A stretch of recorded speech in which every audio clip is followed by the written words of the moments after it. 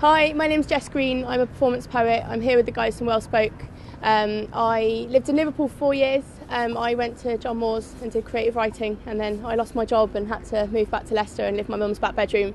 And the poem that I'm about to do is called This Time Last Year, and it's about living in my mum's back bedroom and the future looking pretty bleak, and working as a librarian. And then I found out about this poetry collective down at the Roundhouse in London, and my sort of northern snobbery towards London took over, and I didn't really want to go. And then something happened, which is what this poem's about, and I did, and it was brilliant, and it's one of the best things I ever did. So I became part of the Roundhouse Poetry Collective.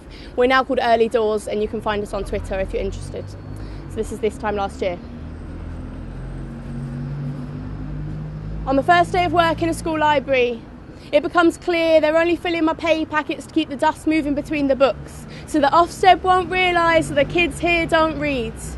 And the English teachers shrug and say that's okay, they're just those kinds of kids. Blame it on their parents, their background, their lack of breastfeeding.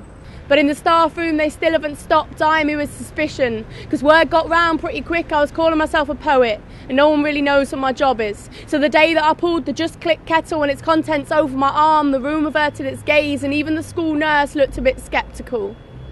This time last year, I pulled the door closed on that 4-storey Victorian, number 46, with its half-broken dusty chandeliers hanging from high ceilings, and the attic room that watched the street. And I didn't say goodbye to the landlord who had crossed the line just a few too many times, and it's weird that even with all of that, the thing I miss most is the walk to Asda.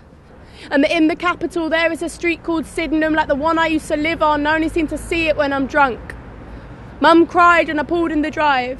Like the past 4 years had gone into rewind, and this was me leaving her at 18 again. Now she cries when the day's been bad, because she says she couldn't cope if I left this quiet city, and the city's Leicester.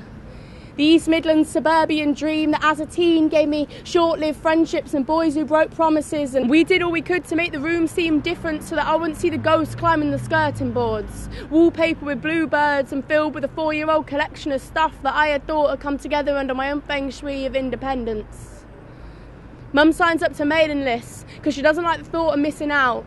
Went to see Stomp 6 years ago at the Roundhouse and hasn't heard anything since, but recently they wanted to know they're doing some stuff. So when I trudge through the door at 4:45, she tries to warm up my smile with a form she's printed out about a poetry course, and I say maybe.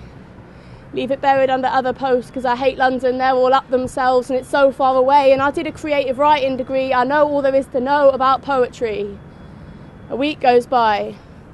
I'm walking out of work, a year 7's following me behind through the gate. I stop to let him pass. He grins, which is rare, pulls down his pants and says, "Miss, will you fuck me?" And suddenly, this cannot be how I spend these Middle England days, with the silence of suspicious staff nipping at my heels, and how many times can you rearrange the Dickens when all they want is Twilight and the Hunger Games?